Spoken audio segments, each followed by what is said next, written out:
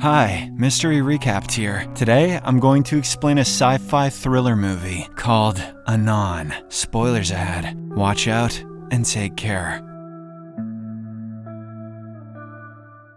The film begins as Sal Frieland, a detective with the Metropolitan Police Force, heads to work. He lives in a dystopian society where technological advancement has made privacy obsolete. It is a government rule that every citizen must have an implant in their eyes that records everything they see. The implant also provides an augmented reality head-up display to the user. It shows info about any person or product the user may see throughout the day. Those who have to review all of this footage are surely traumatized from day one. In this world, criminal investigations rely on detectives who review the recorded video of the crime.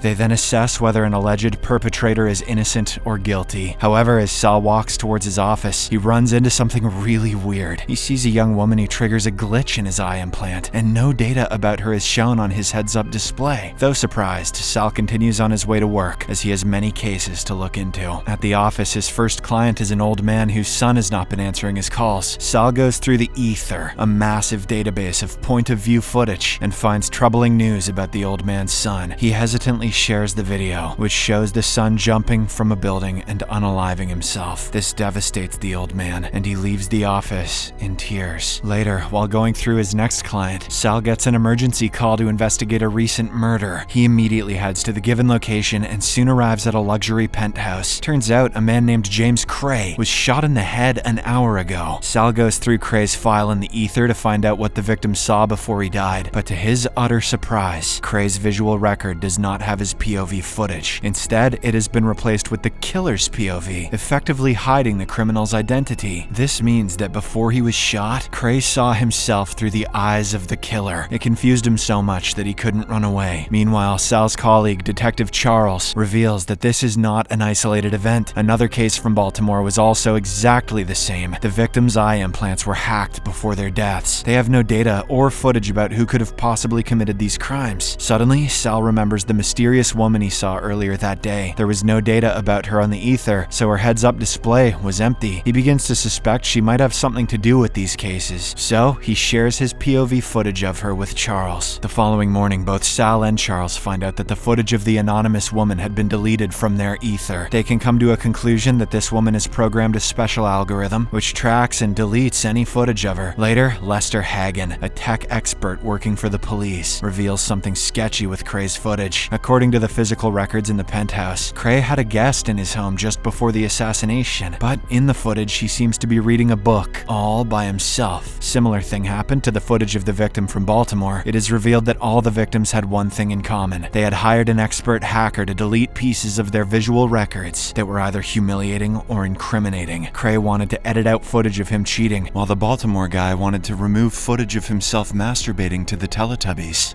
His drug use. After doing what the clients want, the hacker seems to kill them. Then, the footage of their meeting is also edited out, so no one could track this psycho hacker. Charles reveals that the last person who Cray met before his death was a woman. The woman who Sal saw on the street also managed to delete her records from the ether. The heads-up display had shown her as Anon, the shortened form of Anonymous. From this point onwards, the police would also call her Anon and make her the primary suspect for the murders. That night, at his home, Sal is going through footage of his late son, who died in a car accident. Suddenly, he gets a notification about another murder and quickly reaches the site. In this case, the killer hacked into the point of view of two women simultaneously. They seemed to be lovers, and only a housekeeper was present when the crime was committed. Sal accesses the housekeeper's file and notices that her description of the perpetrator matches the Anon woman. As he continues investigating, he hears a sharp noise and realizes that the killer might be nearby. His intuition turns out to be true as someone begins to run away and the detective gives chase. The killer runs into a subway, and Sal also runs down a flight of stairs that leads into the subway. At this moment, his visual feed starts to glitch, causing him to fall down the stairs. Sal gets up and tries to look for the perpetrator in the train, but soon he realizes that what he is seeing is being manipulated in real time. Before he can do anything about it, the killer vanishes into thin air. Once back at the police station, Sal shows his footage of how the killer managed to manipulate his vision, but none of those illusions appear in his ether records. To catch this advanced hacker, he decides to go undercover. Sal creates a false history as a stockbroker who engages in a brief affair with a hooker. He wants the hacker's services to get this footage removed before his fiancée can see it. So he posts a vacancy for hackers who can edit out a person's footage from the implant. Several candidates apply, but none of them match the police's description. One day, a woman who uses the handle Anon offers her services to Sal. He immediately realizes this is the one they are looking for. Therefore, he arranges a meeting with her while keeping Lester on standby. The IT expert will try to pinpoint her identity when she logs into the ether. Sal, as planned, asks to have his earlier encounter with the hooker deleted. Anon gets straight to work and hacks into his memories, while Lester scans her frequency from the other room. Sal guides her to the exact memory and tells her to make it seem like he spent the night alone. Anon easily does so and explains that she will remove herself from his memory as well. Sal then questions what she will do about his memory of her and looks straight at her face. Suddenly, Anon points a gun at him and tells him to turn around. He fully expects her to shoot, but she disappears into thin air. Minutes later, Lester barges into the room and reveals that he couldn't get her identity either. He could have just barged in on time and tackled her to the ground, but then the movie would be over. Back at the police station, Charles introduces Sal to cybersecurity expert Sal Frieland. The young man, who is also into hacking, has been recommended by the office of the commissioner to assist in this case. That night, they manage to hack into Anon's POV feed, but still cannot find anything about her past. Anon is careful where she looks, not giving many clues about her location. The men seem to be mesmerized by her beauty, but Sal carefully examines the images on the mirrors and windows. Later, they notice her enter the ether, but still cannot track her down as she easily bypasses all the security protocols. She hacks through the eye implant of Jesper Nix, a money-laundering art dealer. Currently, he is dealing with Max Keener, a fraudster who is purchasing a forged painting. Anon removes this conversation from Jesper's memory. She then replaces it with a memory where he accidentally discovers this piece of art. The police officers, including Frieland, watch her feed all night and yet cannot discover her location. These guys don't play enough GeoGuessr. She refuses to leave her room and has only analog devices in her apartment, making it impossible to track her. Early the next morning, they are accidentally kicked out of her feed, although she had no clue they were eavesdropping on her. That same day, they learn that Jesper has died in the same way. The commissioner of police, Joseph Kank, then arrives at the station, telling the detectives that this case is a priority now. He believes that there isn't a single person behind these cases. Instead, several hackers, who may or may not know each other, are anonymizing themselves to perform the crimes. To get a hold of her again, Sal goes undercover once more. Despite Anon's policy of not going through her client's files without permission, they patch his memory nonetheless. Sal pretends to have bought drugs from someone and hires Anon to remove the memory. Meanwhile, Lester waits in the adjacent apartment to catch up on her. She soon arrives for the meeting and jokes that Sal bought the drugs as an excuse to see her. While Anon works on his footage, he begins having conversations with her to give Lester enough time to bust her. He questions why she does this and whether she has an agenda. Anon initially dismisses his questions with vague answers, but there clearly is some chemistry between the undercover detective and the hacker. So she eventually reveals that she started burning her digital footprint when she was 18. Anon didn't stop until she had replaced everything digital with analog devices. After she had expertly patched his footage, the two end up kissing and making love. All the while, Lester is trying hard to pinpoint her real identity. Later that night, she goes through Sal's memories to delete this relationship, but while doing so, she catches a crack in his footage from a day ago. Anon looks deeper into it and eventually discovers his true identity. This worries her, so she loads her gun and immediately flees from the apartment. Just then, Sal, who is dressing up, hears a gunshot. He panics and goes outside, only to find Lester lying dead in the adjacent apartment. Minutes later, Charles arrives at the scene and tells a devastated Sal to go home and rest. The latter obliges and returns home, where he goes through memories of his son. Just as he sits down to drink, a message from Anon appears. She accuses him of betraying her and then hacks into his live feed. She begins to torture him with hallucinations by manipulating what he is seeing in real time. On top of that, she makes him relive the accident in which his son died over and over again. Sal stumbles outside his real apartment, plagued by the hallucinations. He sees that the lobby is on fire and that there are criminals everywhere. Unable to distinguish manipulation from reality, he begins shooting randomly. But seconds later, his neighbor emerges from a nearby apartment and calms him down. That afternoon, a tired Sal meets with Charles to inform him about his mental situation, but their conversation is interrupted when another detective arrives with bad news. Sal's neighbor was found dead with a bullet wound, and Sal is the prime suspect. At the police station, they go through his files and see Sal shooting his neighbor, but the detective vehemently denies this and demands an autopsy report. Once he has it, he points out the large bullet wound. It looks like the neighbor was shot by a shotgun. Since he only has one government-issued 9mm pistol, he couldn't have killed the man. However, the superiors reject his explanation, order him off the case, and place him under house arrest with constant surveillance. Later, when Sal arrives home, he is being watched by two police officers, one of whom is outside his house. He knows they have hacked into his implant and are also watching whatever he is watching, so he cleverly places his gun in his holster, away from his eyes. Sal then goes to bed, closes his eyes, and pretends to fall asleep. However, he soon starts walking while still giving the illusion that he's asleep. He sneaks outside and manages to knock out the police officer in front of his apartment. Following this, Sal thinks hard about the day when they were watching Anon's feed. He had noticed certain details in the reflections of her mirror and glass appliances. With this information, he eventually manages to track her apartment, but when he enters inside, she is ready to confront him. Anon already knew he would come and asks him for a quick chat. She then reveals that she did not kill Crass or Nix or the lesbian couple, or even Lester. She is being framed by another hacker with a similar skill set. I don't murder people, I just make them relive the deaths of their children and stuff. Anon shows Sal her own video record of the second operation in which Lester was killed. It clearly shows that he was already dead by the time she was fleeing Sal's apartment that night. She also says that this other hacker who is behind all the murders has already hacked into Sal's implant. The hacker is currently seeing through his eyes, or hers, meaning neither of them is safe anymore. After sending Sal her records, she makes a run for it again. Minutes later, Charles arrives at the scene to confront him about his behavior. Sal tries to convince him that there's another killer involved in this case, but the latter believes Sal has become too personally involved. He then suspends him from active duty. That makes no sense. Later that night, Anon hacks into Sal's feed once more and warns that someone is coming for him. She then gets into her car and heads to his apartment. Soon afterwards, Sal realizes that his POV is getting hacked in real time. Just like all the murder victims, he begins to see a killer coming towards him with a gun. At this moment, Anon arrives, and the killer turns towards her. Sal is still seeing through the eyes of the killer, which confuses him. In a shocking twist of events, the assassin is revealed to be Cyrus Freer, the cybersecurity expert hired by the police department. Cyrus reveals that he has been obsessed with Anon for years. He killed anyone who had sex with her out of jealousy, and erased every trace of her from their files. Anon tries to stop him from killing Sal, saying they can erase everything and simply disappear, but Cyrus is hellbent on shooting Sal first. In the meantime, the detective has managed to grab his gun and starts shooting randomly towards Cyrus's general direction. The hacker has never been confronted like this, so he runs away, dragging Anon with him. Sal somehow manages to follow them, and when all three are in a lobby, he blindly fires towards Cyrus. This time, the bullet hits his gut, and Sal can once again see normally. The detective then shoots Cyrus 3 more times, effectively making sure that he remains dead. In the aftermath of this event, the commissioner questions why Charles hired Cyrus, someone who had no record in the ether, but Charles responds that it was the commissioner who recommended him. They then realize that Cyrus had hacked their systems to make it appear so. That evening, Anon meets Sal in a public spot and apologizes for putting his life at risk to catch Cyrus. She tells him that her quest for anonymity is not because she has something to hide. Instead, it is merely because she does not want to share herself with the world. She then walks away and erases herself from Sal's files, bringing the movie to a sad end.